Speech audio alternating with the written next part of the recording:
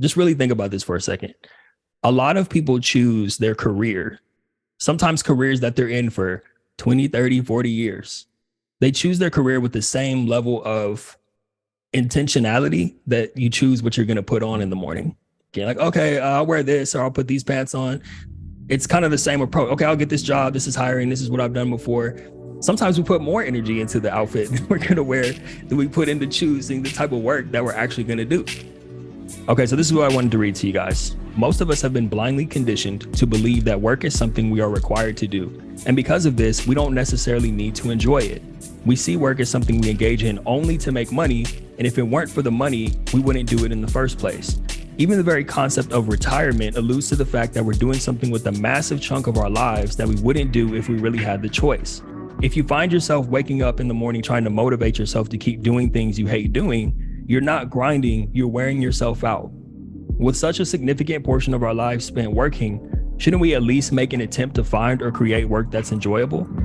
What's happening, beautiful people? Welcome back to the Thrive After Sports podcast. Actually just finished a workout. I'm supposed to be laying here foam rolling, but this is pretty comfortable. I might just take a nap. I just finished working out with this guy. As you can see, he's in no mood to be on camera. This is just a quick intro to let you guys know what you're about to listen to. This is me speaking to a group, EVA Evolution Vegan Academy, founded by Coach Scotty B. Look up Coach Scotty B on Instagram. He's doing some great things.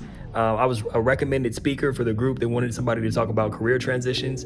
And Dr. Sarah Lepe, the founder of Rebranded Athlete, shout out to you, Dr. Sarah, much love. She actually referred me to be a speaker for this group. The topic that I spoke about was actually based on one of my previous episodes. If you go back, there's an episode called Don't Just Get a Job, Create a Lifestyle for Yourself. And so based on that episode and some of the feedback I've been getting from that one, I wanted to speak to these folks about creating a lifestyle for yourself and not just a job. I think you'll get a lot of value out of it. Look at this guy. I can't get a break.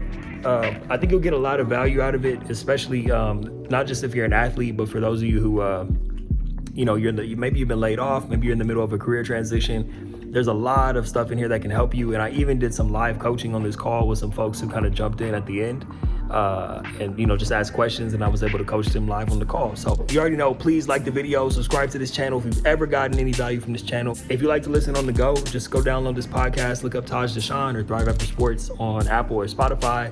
And while you're there, please leave a 5-star review. Yeah, I love you guys. I appreciate you.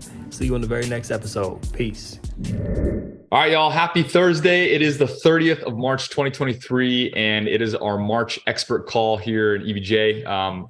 Today speaking is Mr. Taj Deshawn, and I'm going to let him do his full intro, but he's going to be speaking today on Don't Just Get a Job, Create a Lifestyle. He's bringing some heat, some fire. He actually came recommended from a prior EVJ student to speak in this academy. And I know a lot of you have asked for a little bit more around career direction, how to think about it, what to do. And I thought Taj was a great addition to that. So super excited to have him here. And Taj, go ahead and take it away. Awesome. Scotty, thank you again for having me. It's a pleasure to be here with all of you. I take it very, very seriously when someone invites me into their group or to their community to share. So just a few things about me, just so you guys know, I'm not going to give you some long drawn out bio. We may or may not get into my story. I really want to be intentional with this time and just share with you guys. I don't have a PowerPoint to show you. I'm really just going to be speaking from the heart. I'm the type of person where if I over prepare, then I'm not going to stick to the script anyway. So it's better if I just share what's on my mind and on my heart.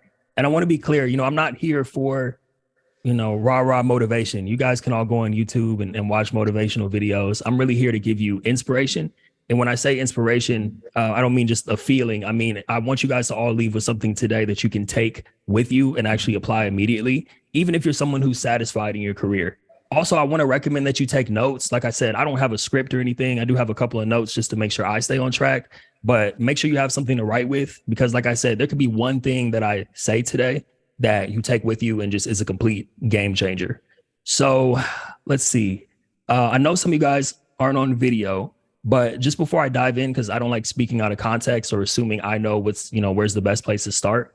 So can I just get even if you're not on video, like a show of hands or just click like the thumbs up emoji. If you are someone who is unsatisfied in your career, I don't want to say you hate your job. Hate is kind of a strong word. Maybe you're looking elsewhere or trying to figure out what the next move is going to be. Maybe you just got laid off, or or maybe you just want to make a career transition. Maybe you want to start a business or something like that. Okay, I see Jesse with the thumbs up. Anyone else? Okay, I see you. Sorry, I got some stuff on my screen. I see you, Iris. Okay, all right. So, like I said, even if that's not the case, then I think some of the things I'll share will apply. I want to keep it as brief as possible because I'm a coach at heart. I don't want to be talking at you guys for the next hour. So I want to make sure we have some time where I can hear about your specific situation and you guys can ask questions. A little bit about me. I promise I'll keep it brief. Former college football player, played football at Stony Brook University. Some of you guys are like, where the hell is that? I always tell people it's D1. Okay. You may not have heard of it, but I played D1 ball. When I didn't make it to the NFL, I came home and was extremely depressed because I didn't know who I was outside of the football jersey. And this is a common problem, as you guys may or may not know, with a lot of athletes. And after kind of floating around in the world trying to figure out who I was for quite some time, I started a program called ThriveAfterSports, which you see behind me. And it's dedicated to helping athletes figure out what they want to do, not just from a career perspective, but figuring out who they are and what they want to do. And so I do that in many different ways. Coaching, I have a podcast, written several books about the topic of athlete transition.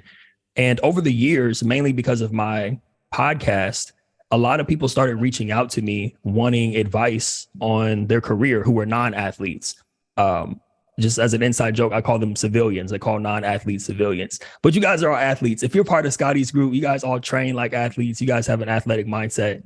So, that led me to actually doing career coaching, which led Scotty to invite me here today. So what I want to start with is, some of us, we may be climbing the ladder, and I'm talking about the corporate ladder or even, a metaphorical ladder. But the problem is with that sometimes if you're climbing the ladder, it could be up against the wrong wall, right? And there could be some misalignment there. You can put all this time, energy, and effort into getting a promotion or even starting a business. You may start a business and be building it, and then you're just like, why the hell did I start doing this thing? I don't really want to do this. And at that point, just like the athletes I work with, you may find yourself in a period of transition. You don't know where you're at. You need to kind of restart. And so just some clues that you can look for to, really decide if that's you or figure out if you're in that position. Oh, somebody's baby is really into this. The baby is getting ready to make a career change. Shout out to the baby. But some things to look out for are, you're at work and you're looking at the clock. All right. You're like, man, is it 5 o'clock yet? Can I go home? Or even if you work remotely, you're like, can I be off the clock? Is it 5 o'clock yet? And then you look at the clock and it's 9:30 a.m. And you're like, damn, we got a long way to go here. Another way is if you get the Sunday night blues. I know some of you guys know what I mean by the Sunday night blues.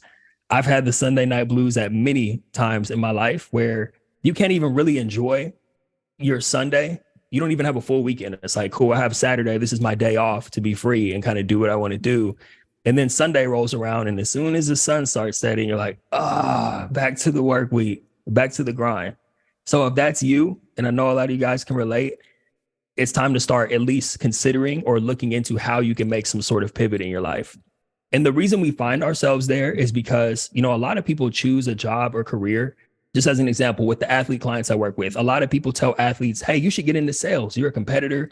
That would be a great career path for you, without considering how you're wired as a person, what you actually want to do with your life. If you're going to get into sales, what type of sales, what type of product, what type of industry? These are questions that we don't ask ourselves. And sometimes we let other people tell us what we should do with our lives and our career paths. And so if you think about it, a lot of people, they just get like, hey, you graduate from college or you're looking for a job and you're like, I just need something. I just need to make some money. I don't know what I want to do, but let me just see if this place is hiring. And that's starting. I always tell people you never want to start externally to solve an internal problem. So most people, when they're looking for a job or they're in the middle of making a change, they'll be like, well, I don't know what I'm doing, but I'm going to make some sort of pivot.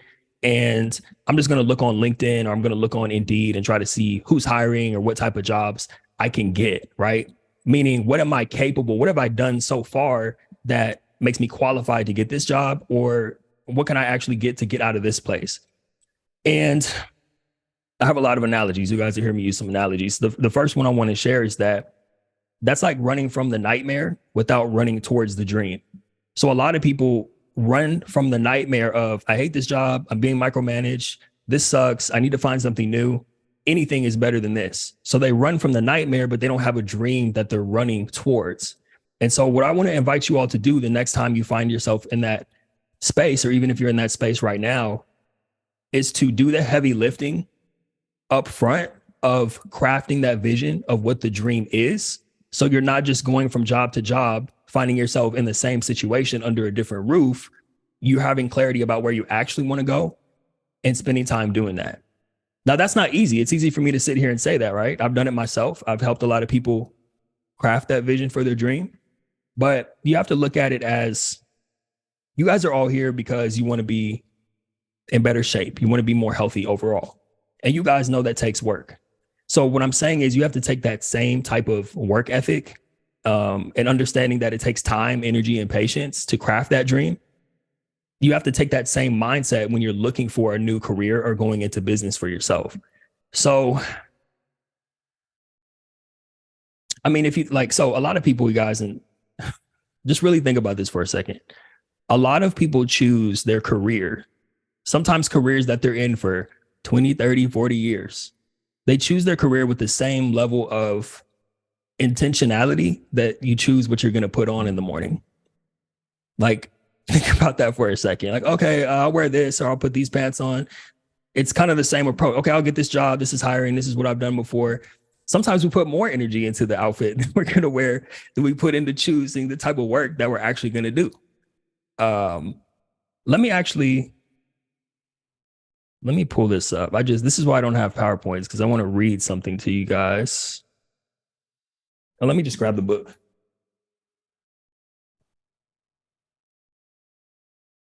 All right. So shameless plug. This is my first book. That's me with my bald head on the cover shining. All right. It's called Thrive After Sports, helping athletes dominate the game of life.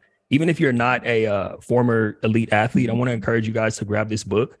And I'm not doing this. I don't make a lot of money off of books, guys. I'm doing that not to make money, but to encourage you guys if you're having trouble, because this book is not an autobiography. This book is a tool to help people figure out what they want to do with their lives, whether you're an athlete or not. I wrote it for former athletes, but I've had a lot of non-athletes tell me that it helped them as well.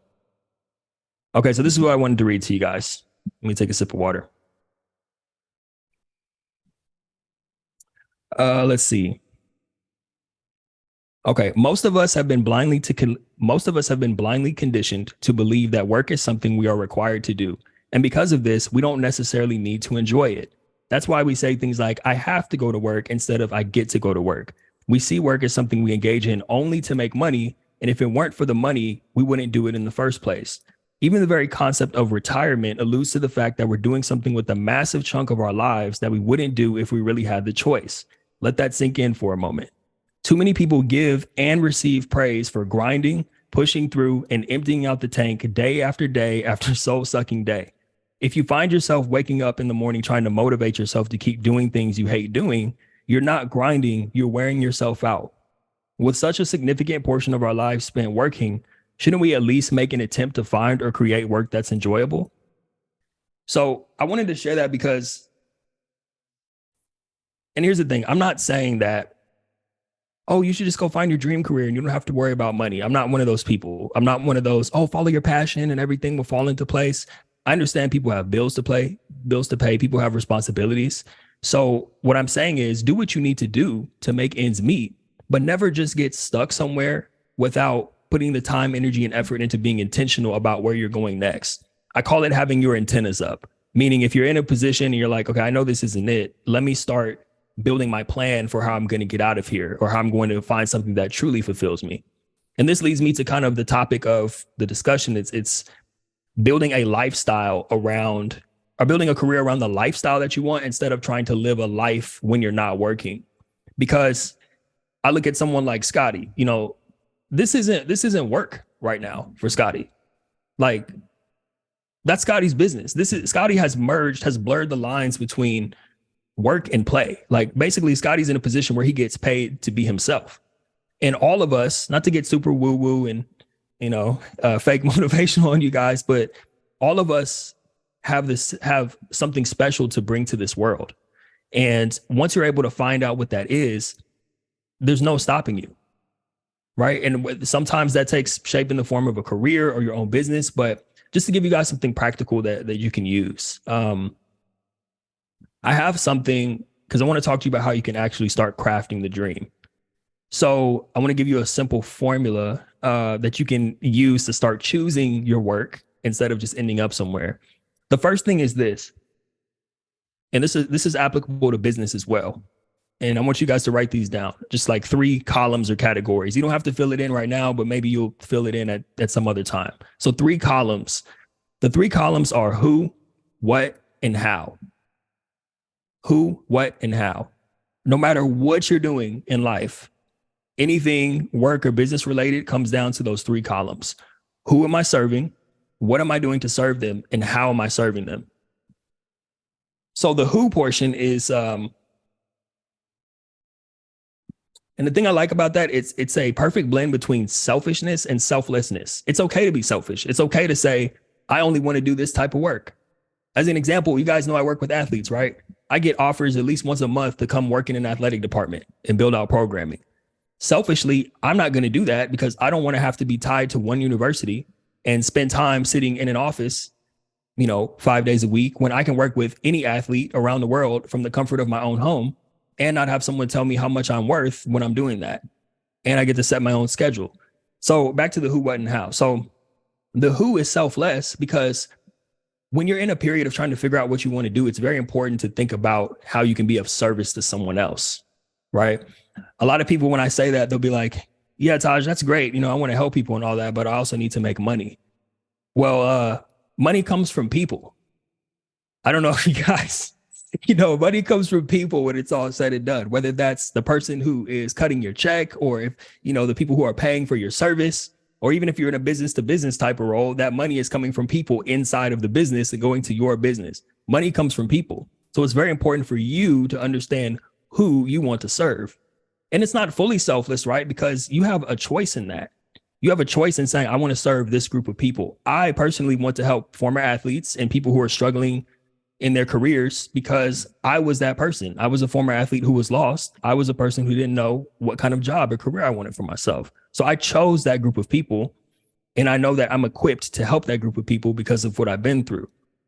And I don't want you to get discouraged and feel like you're not equipped to help a certain group of people because you don't have experience or the skill set, because that can be developed over time.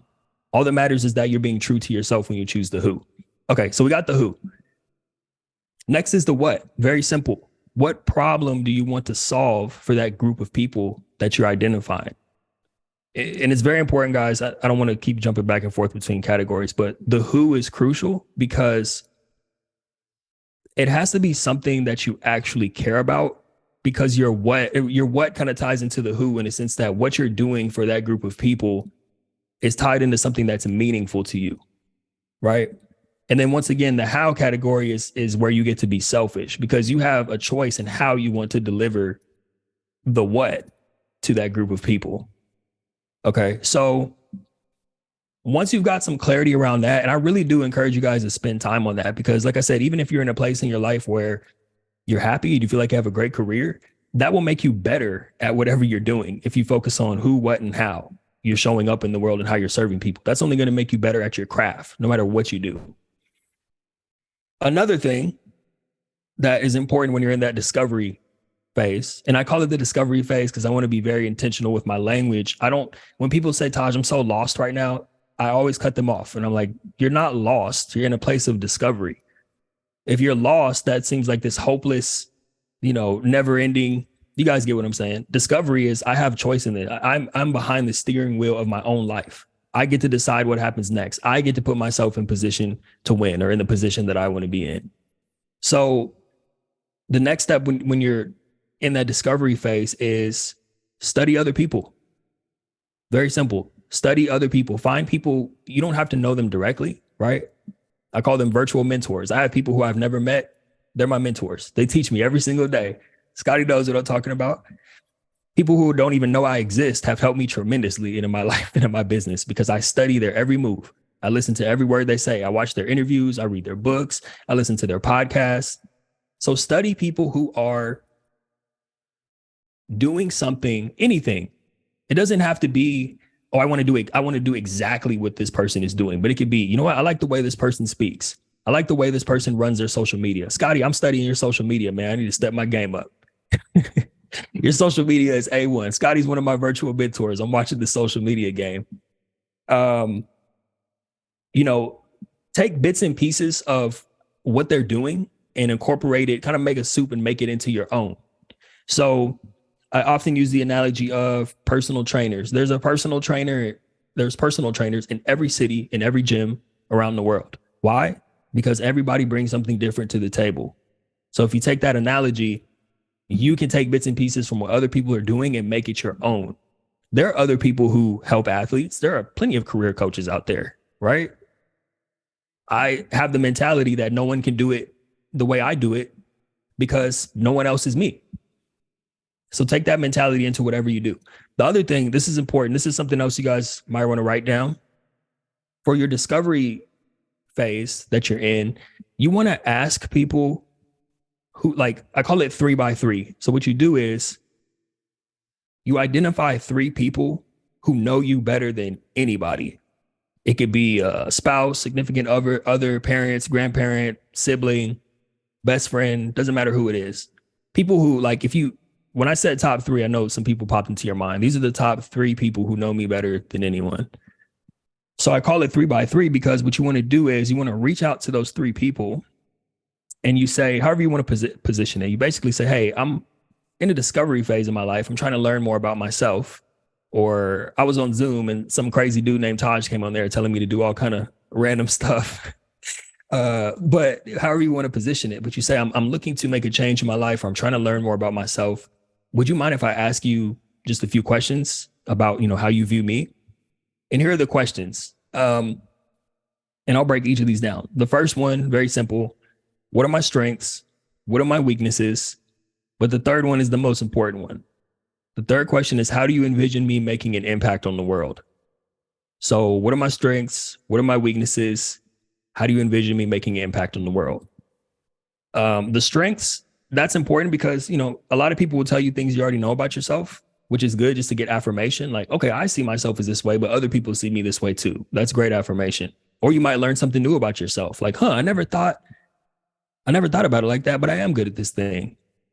The weaknesses, now we got to be careful with that because some people will be like, oh, you don't have any weaknesses. If you ask your mom or something, she'll be like, you're a perfect little angel. No, like, try to get people to give you some sort of answer with the intention of, you're not trying to harp on your weaknesses. You're really just trying to gather data and see where maybe other people see certain weaknesses that you have. But it's up to you whether or not you want to work on them. I'm not someone who says you should always work on your weaknesses. I think it's more important to just focus on your strengths when it's all said and done, unless your weakness is holding you back. That's a totally different subject. The third question, this is the heavy hitter. How do you envision me making a contribution to the world? You will be pleasantly surprised by some of the answers that you get. So I have some advice for this too, because some people, when you ask that question, they'll try to distill it or simplify it. It's meant to be open-ended. Some people will be like, what do you mean? Like, as far as your career or your job? Or no, just whatever comes to your mind. How do you envision me making a contribution to the world?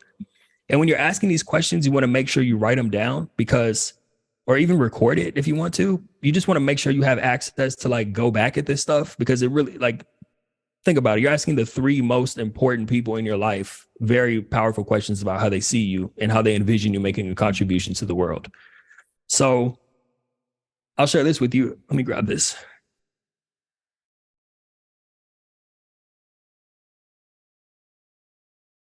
So quick story. I have a bunch of stuff on it. It's become like a wristband holder. I hit a bandana holder for when I go for runs or play basketball. This statue came from me. Well, let me take you back. Quick story time, and then we'll move on because I want to open it up for Q&A and stuff. So quick story time.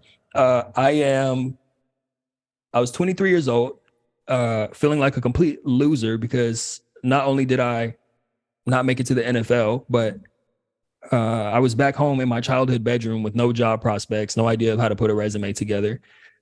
And I connected with, my older cousin who played football too and went through something similar. And he told me, he's the one who told me about the who, what, and how. I forget what book he found it. What book he found it in. But he was like, hey, this can really help you because it's helped me. So I'm like, okay, cool. First person I asked was my mom. Uh, Mom, strengths, weaknesses, the whole nine. One of the things that she said, I don't even remember the strengths and weaknesses, to be honest with you. I have them written down somewhere. But when she said, how do you envision me making a contribution to the world? One of the things she told me was that I'm great at listening to people, making them feel understood, and pouring into their lives. I never saw myself that way before. I mean, I knew I was, I guess mature for my age, and I was always kind of like the big brother figure to even guys who were the same age as me, the more mature, responsible one. But hearing that feedback, it was really impactful for me. And so one day my mom's out shopping. I was at home, doing what I'm telling you guys not to do, looking on Indeed and stuff instead of being intentional about what I wanted. But I'm on Indeed and my mom comes back home and she's like, hey, I saw this statue while I was out. And it made me think of you in our conversation. And I just wanted you to have this. And so everywhere I go, let me put it over here. So it's very symbolic because it's, as you can see, it's someone at the top of the ladder helping the person up. But the thing that was deep about it for me was like, at the time I was looking for any job that I can get. And I had a bunch of friends who had graduated ahead of me telling me like, you don't just want to go climb the corporate ladder. Like, trust me, just find something that you enjoy doing or be intentional about your career path. So not only is this person helping someone up, but they're also at the top of the ladder, meaning they've reached the top of the ladder by helping other people up. And I said, wow, it hit me right then, but in terms of applying it, it didn't hit me until I found myself being unintentional, working in jobs just to make ends meet. But I always kept that on my desk. When I was at work, I would look at that statue and be like, Taj, you got to figure out a way to help people that's true to you and find a way to climb a ladder that resonates with you. And when you're at the end of your life, you'll be happy and you'll feel like, okay, I'm at peace with how I lived my life. And that led me to this spiral of going from sales to recruiting to career development, job development. Then eventually I started building ThriveAfterSports on the side and then quit that job. So I wanted to share that with you because the biggest thing I took from that, aside from everything I just shared, is starting to think about what I want my life to look like when it's all said and done. I know, for a lot of people, death is an uncomfortable subject and people don't like thinking about it. But I mean, we're all going to the same place, wherever that may be, whatever you believe in, we're all going to the same place when it's all said and done. And so I always encourage people to think about what you want people to say about you at your funeral, right? Like, we all have a finite amount of time on this earth, not to get all, morbid on you and bring you down on a Thursday afternoon, but that's the reality of it. And you guys all know that. So if you can start thinking about, wow, like, I'm not going to be here forever. What do I want? What kind of impact do I want to have? Back to the who, right? What kind of impact do I want to have on my fellow human beings? And how can I really dedicate myself to, carving that out? So I want to take a pause right there. I can keep going, but I really want to get into some coaching. And before I say that, because sometimes if I get on like, group calls, or even when I speak in person to large groups, what happens is I'll say like, hey, I need a volunteer. Can anyone just share something that they're experiencing right now that they need help with? And, some people are shy, especially athletes. Athletes are very prideful people. They don't want to look weak or, embarrassed in front of anyone.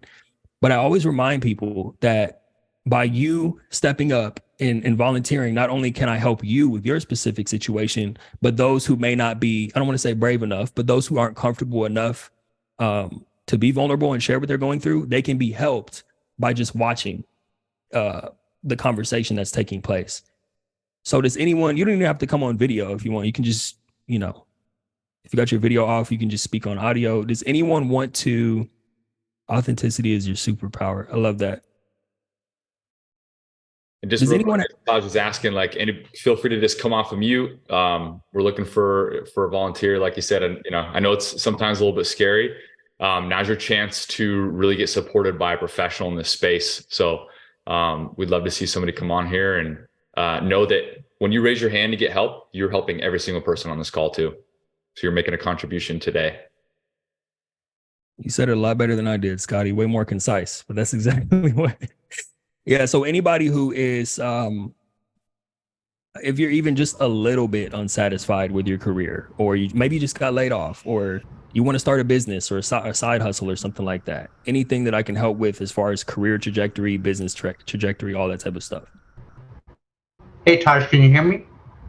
Yes, sir. Jesse, how you doing, Jesse? Yes, yes. Good. How are you? Thank you for being here and sharing your insight with us. My thing is this. So I've been in my career for about 20 years. Kind of fell into it, kind of grew through it, kind of liked it. Now I'm getting to the point where I'm bored of it. And I've kind of put all my energy and focus on this one career, you know. So now I'm getting to the point in the age as well that it's kind of like, I got like, 20 more years before I have to retire. What do I want to do now? And I have like really nowhere to no direction, because I put all my eggs into this one basket. And so it's kind of like, do I want to go into this? Do I want to go into that? Well, how do I get into this? How to get into that? Should I change careers? Should I go back to school? And so it's kind of like, what's the best course of action, or how do I start from the like you step one, step two, how do I start at step zero? Mm, you know yes, it's like, where do I get that inspiration to say, what, I could be doing this, I would really enjoy it, or I could be doing that and really enjoy it, or I don't know. perfect. Thank you, Jesse. Appreciate you being willing to share that. So, a couple of questions for you, so I can have some context around this. So, Mhm. what have you been doing for 20 years? What's your job? I work in a hospital. I'm basically just kind of front office, admissions. I'm a director at one of the hospitals. And so my specific job is all patients coming through, authorizations, cash payments, just the front end stuff for patients coming in for services. Okay. And then you said you just kind of fell into it about 20 years ago, right? Yeah. Um, I'm interested in how that came about. Like, what were you doing before you went into this role? Did you go to college for anything specific, or how did you end up in this role specifically? When I first started, it was basically just a job to pay bills. It was kind of like, I didn't go to school for it. It was a really entry level position into the hospital. And through the course of the years, I was able to get promoted or my position changed in the same hospital. I went from like a scheduler to a verifier to just kind of different pieces of the whole puzzle that goes into uh, hospital work, if you will.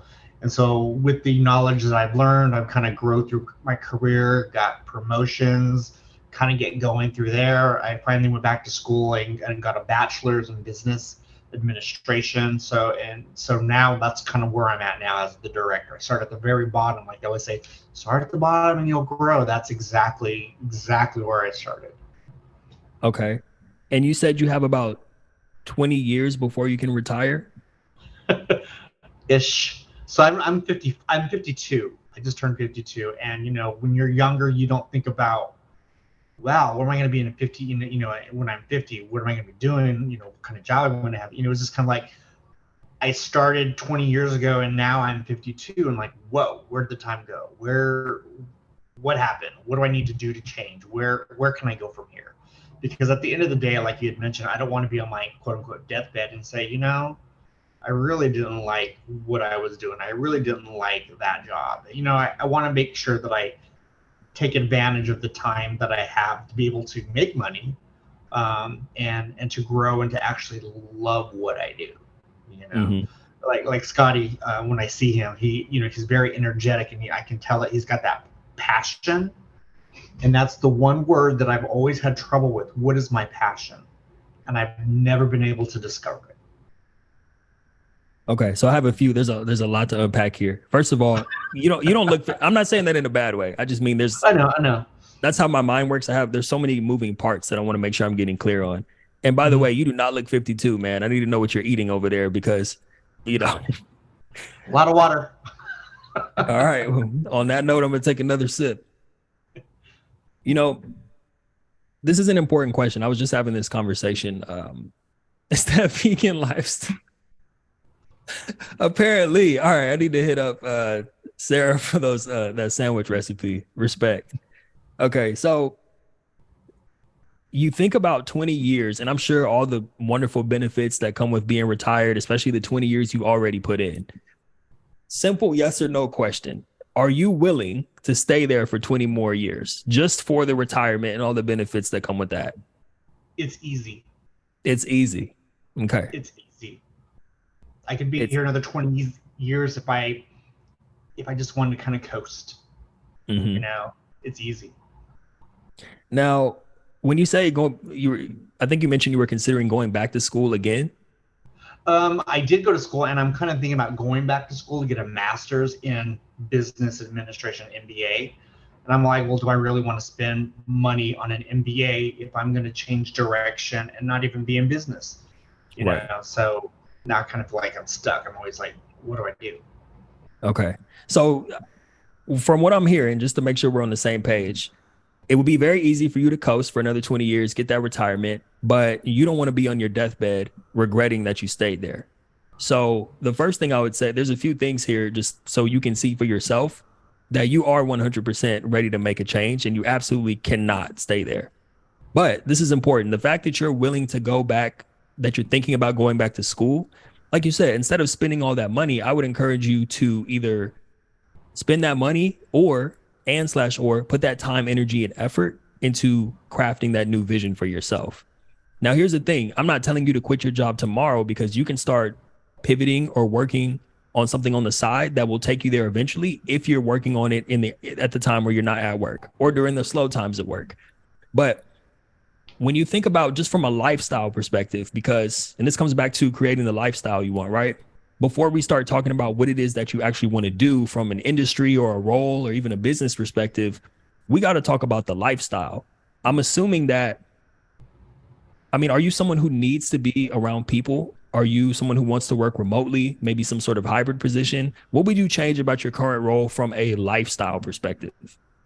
For from my perspective, I'm kind of face to face in the trenches of the, with patients consistently. You know, I've never had that work from home gig or that opportunity for that. So my mind's thinking, oh, work from home, and so I'm thinking, well, because I'm more of an introvert, I think. I've kind of learned how to be an extrovert because of my job, but I'm really more of an introvert. On the weekends, I just like to be left alone and just kind of whatever. So I think probably for me, it would be kind of like a hybrid, if you will. 80% work from home, 20% maybe, out in the real world, if you will. Okay. All right. So this is perfect because I know you feel like you've wasted 20 years, but I just want you to think about the timing of everything. After 20 years, you hit a point where you're like bored and you're like, I have to make some sort of change. And you know you want to work remotely at least part of the time. You just so happen to be having this epiphany or desire to make a change at a time where it's easier to get remote work than ever. Not only that, but you have 20 years of experience behind you. Mm-hmm. So if you were to make a pivot, and here's what I'm saying, I'm not saying that's the end all be all. You know, we would have to spend a lot of time together to really craft that vision. I don't have a crystal ball, I always tell people, but at least something that can kind of free you up from where you're currently at would be to find something that is in a similar space based off of your experience, but allows you more flexibility. And the best time to get a pay raise is when you're finding another job, right? So you can make a pivot into a role that pays you, you might mess around and double your salary, just by making a pivot into something else. And also that will give you the freedom and flexibility. Now, that's just more of like a temporary kind of bridge type of solution. I know ultimately, like you said, you want to find your passion. Um, the thing about that is, when I was talking about the who, what, and how earlier, in terms of who, is there any specific demographic or group of people that popped up when I was walking everybody through that? Because before we start talking about you and what you're passionate about, which we will get to, but is there any specific group of people that you would like to help or serve, or any problems that you see out in the world that you're like, you know what, I'd like to be involved in helping this or helping further this mission or working with this type of people? Yeah, a couple things come to mind, top of my head. Animal rights. That's kind of big. Children, um, eh, children that may have not strong households, if you will. Okay. Those would be kind of my two go-tos. That's kind of where I feel like I could do some good. Very good. Okay. And then I mean, you don't have to tell everybody your business, but how are you doing financially? I'm doing good. I mean, I'm very comfortable. I don't have to worry about, for the most part, not have to worry about like, oh, I'm not living paycheck to paycheck now. I have some money saved. I got a 401 growing.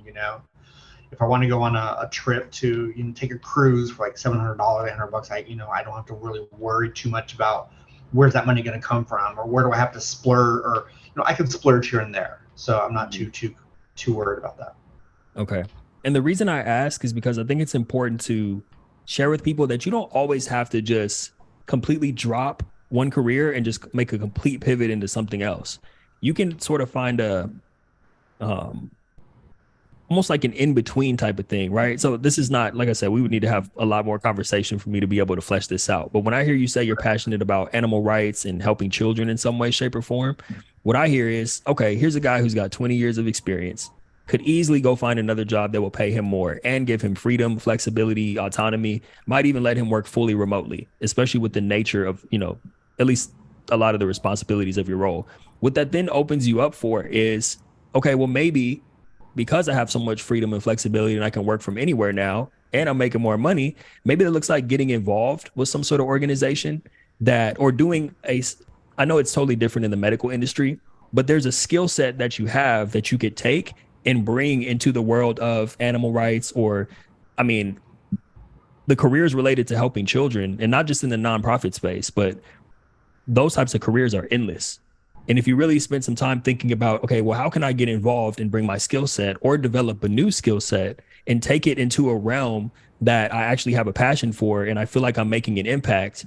And like you said, when you're on your deathbed, you're like, you know what? I'm glad I made that switch from the hospital, and now I'm helping this group of people.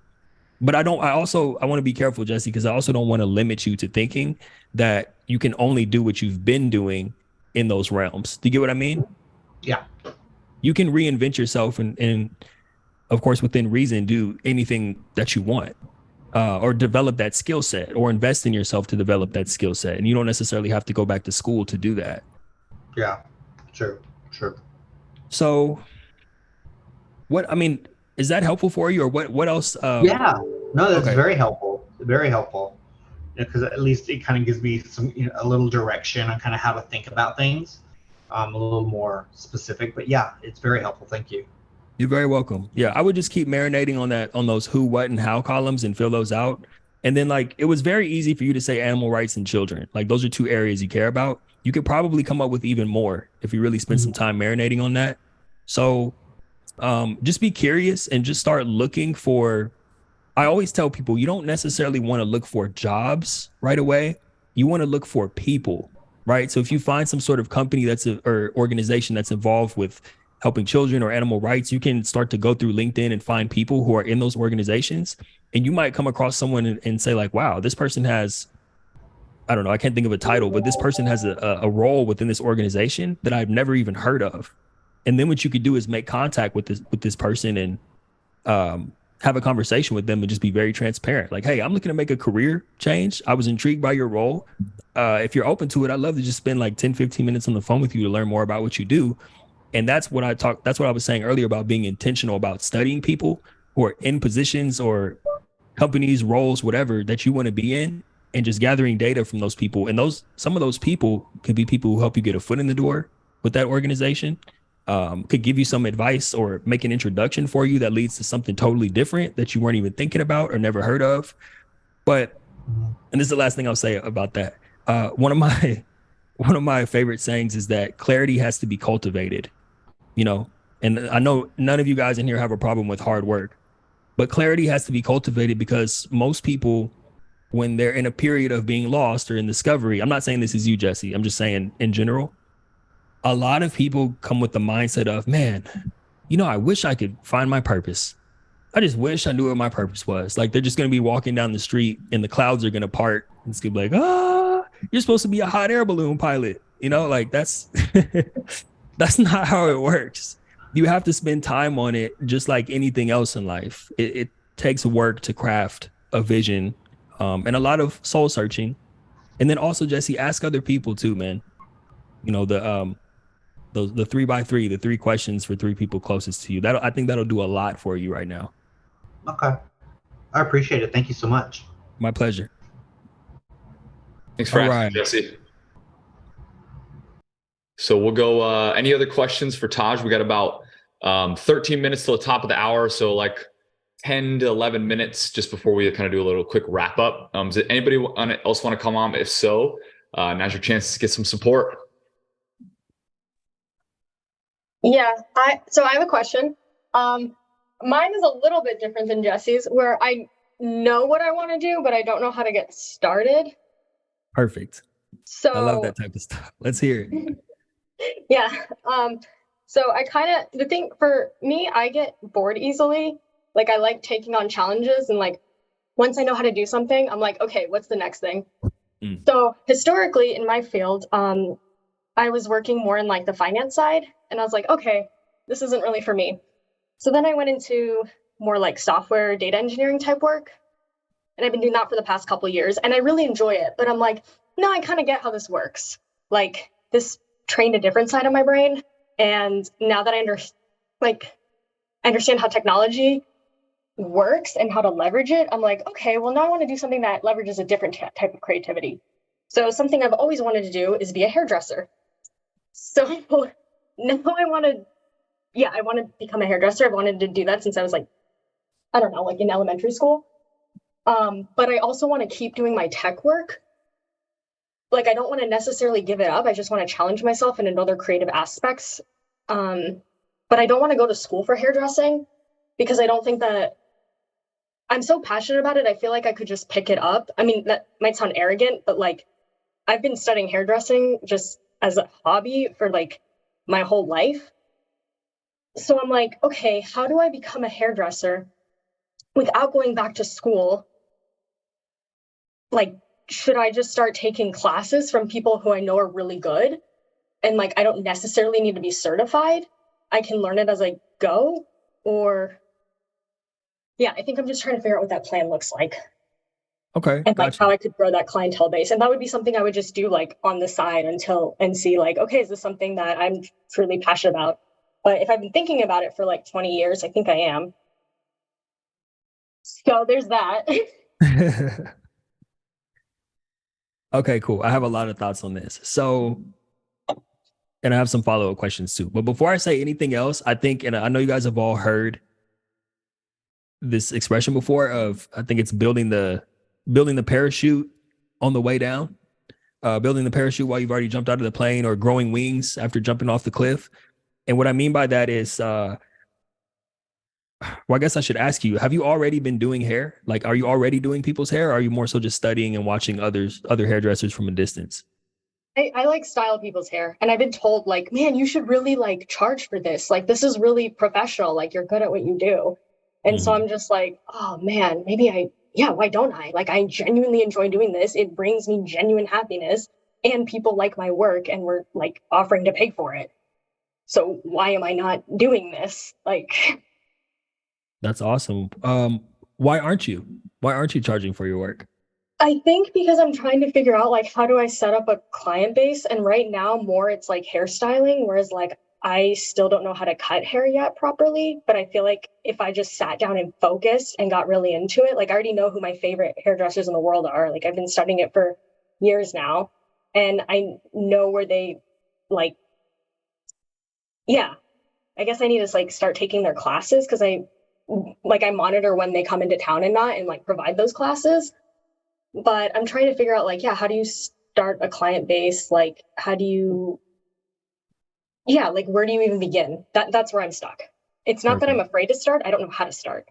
Got you. Because you've already started technically. It's just you're holding yourself back in certain areas, like charging for your work because you don't feel fully confident yet, which is understandable, which is human, right? Everybody goes through that, especially when they're trying to start something new, especially something like a business or being self-employed.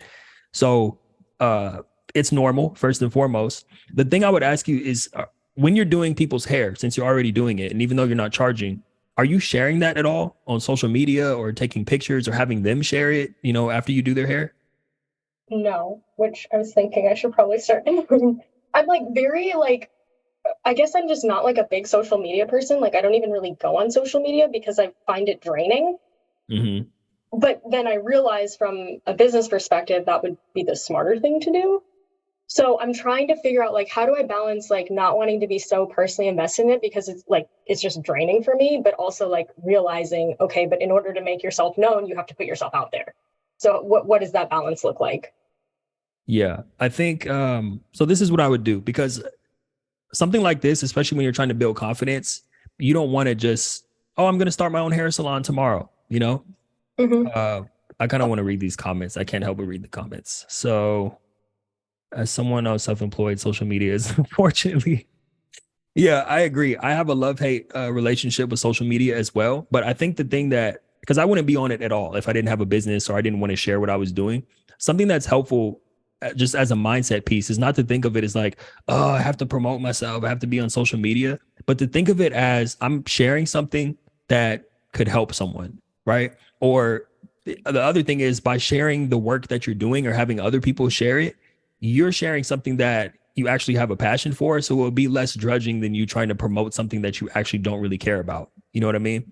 Mm-hmm. So just for and I know we're coming up on time. So just to give you some practical steps that you can actually use, definitely keep doing people's hair. And here's what I would do. If they're like friends or someone that you know and they're offering to pay, let them pay, because that's going to get you in the habit of, it doesn't matter if you charge them $20 at first, right? Something that I would do is kind of start lower and then slowly but surely start to build up.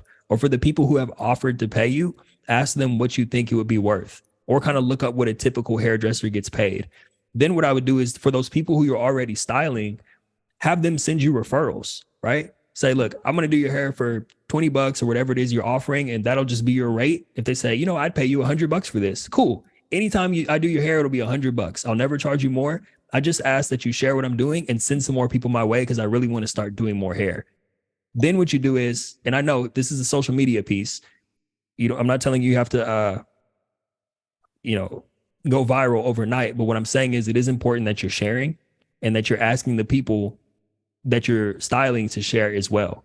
And definitely, so for example, just from a confidence piece, when you're saying that you're not confident in how to cut hair, learn from those people who are already in your network, your friends who are hairdressers. Watch YouTube videos. If that's a gap that's holding you back from feeling fully confident in your work, go learn that skill set. You can get off this call right now, go on YouTube, Google how to cut hair, and within the next 30 minutes, you'll be an expert at cutting hair because you watched a couple of videos. Cool. Now you don't have to worry about that anymore because you know how to do it. The other thing is this: with your software job, what I would do is like, is that a fully remote role?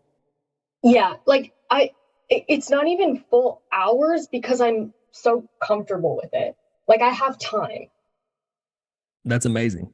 That's great. So you have time to learn, you have time to do more hair, and you have time to build it up to the point where, now, of course, it's going to take time to, I'm sure whatever you're being paid at the software job, it would take a lot of time to build up to your, to being a full-time hairdresser or to eventually open up your own shop. But at the end of the day, that's not going to matter in terms of how much you're making from the side hustle, because the more energy you put into the side hustle, the quicker it becomes the main hustle. Like, who's to say you couldn't be making what you're making in your software job from doing hair in the next few years or less?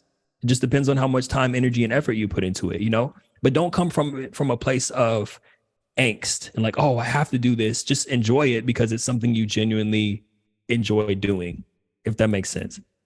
Yeah. No, that's good advice. Cool. Okay. Scotty, I know we're coming up on time, man. Yes, Lauren, thanks for asking. I know somebody on this call found value in that, because it was cool to, like, both Jesse and Lauren, thank you guys, because you guys were kind of at different ends of the spectrum. So we got to see a wide range. Taj, I got one more last question for you as we wrap up here. I like to ask this to all the guests and just kind of share this, in my own stuff. If everybody on this call were to forget everything you said except for one thing that would help them make the most impact, or create them, actually rephrase that, help them create the most momentum, right? Like that one thing that, like, hey, just do this, and this is that one domino that if that falls, then other things will start falling. What would that be? Spend as much time as possible thinking about what you want your life to look like, and fit your job or your career or your business underneath that umbrella. Because most of us do the opposite. Most of us start with, like I said earlier, we start with the job and then we're trying to fit life into Saturday and part of Sunday or after work. Think about how you want your life to look like and really, really spend time on that so that you can build underneath whatever you're doing to earn money. That's what I would say. And remember, we only have one life. And I don't say that to put pressure on you or to make you sad. I say that because, like Jesse was saying earlier, you don't want to be on your deathbed thinking like, man, I had this thing, but I didn't go for it because I was scared or because I didn't believe in myself. Bet on yourself. I'll just leave it at that. Bet on yourself. I love it. Absolutely love that. Thanks so much, Taj, for the awesome presentation. Thank you guys for asking questions, for being tentative, for being responsive to Taj. I know he appreciates that. If you've ever given a talk and when people on the other end, there's crickets, it's like, are they listening to me? But you guys were interactive, engaging. You dropped some comments. So thank you. Hopefully you got a lot out of this. Taj, thank you again so much. And if everybody could let Taj know how much you appreciated him coming in the comments, please drop some thanks, some love for him for taking an hour out of his day where he could have been anywhere else, definitely anywhere else but with us. Please show him some love. We'd appreciate it. Thank you, guys. It's been great to be with you, man. Scotty, thank you again for having me, and thank you all. It's been a pleasure. Hey, so if you made it to the end of this episode, first of all, thank you for tuning in. For those of you guys who are here for the first time, welcome. Please like the video if you're watching on YouTube and subscribe to this channel. I have a lot more great interviews coming up. I think you'll really be surprised with some of the guests that I have and some of the stories that they have to share. If you're listening on Apple or Spotify, please just leave a 5-star review, subscribe, and share this episode or any other episodes out with someone who needs to hear it. I am on a mission to help as many athletes transition out of their sport and have successful lives after their careers, and not just survive, but thrive in everything that they do. And you guys know I do that in a myriad of ways. It's not just the podcast, it's not just the books, but I do offer coaching as well. I want to encourage you guys to go back and look at some of the testimonials of former athletes that I've worked with to help them through their transitions. Guys, don't hesitate to reach out. Visit tajdeshawn.com. That's where you can find all the free resources, not just the podcast and the books, but access to me. You can schedule a free call with me. I have a ton of free access and scholarships for athletes to work with me. So utilize those resources, guys. And last but not least, I definitely want to encourage you guys to grab my first book, Thrive After Sports. You can just go on Amazon, type in Taj Deshawn. I have multiple books on there, but I always try to point people to Thrive After Sports just because I think that's the book that I look at as the most impactful that can help an athlete through the transition. I know a lot of people have read that book and been helped through the transition without ever having to speak to me or even listening to my podcast. And I just got this recording today that I wanted to share with you guys from my guy Benjamin Van Buren. He's a soccer player, former soccer player at Mercy College, went on to play professional soccer and just recently retired. And he read my book while he was playing, but then read it again after he retired. And this is what he had to say about it. I love you guys. I'll see you in the next episode. Peace. And here's Ben. Yo, Taj, it's Ben from Athlete Mentor. Just want to let you know, obviously your book came in and I read it a while ago when I was still in season, and it didn't really hit me then. I was like, yeah, cool, it's a great book, whatever. And then I went to Spain and I was playing for a team over there, and then I left because my grandmother was sick, so I came home, and now it's hitting me. So I read it again.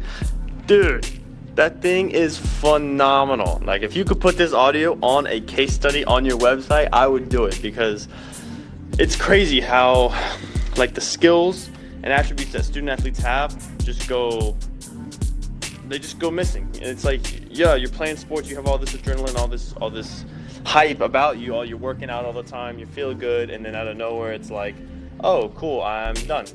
Like, I know nothing to work for really. So then you get into sales, you get into other things, and you find something that you want to build for yourself, and that's what you get that excitement and that adrenaline from again. So yeah, man, I just want to let you know that I read it again, and it really hit me now that I'm kind of officially retired as a player.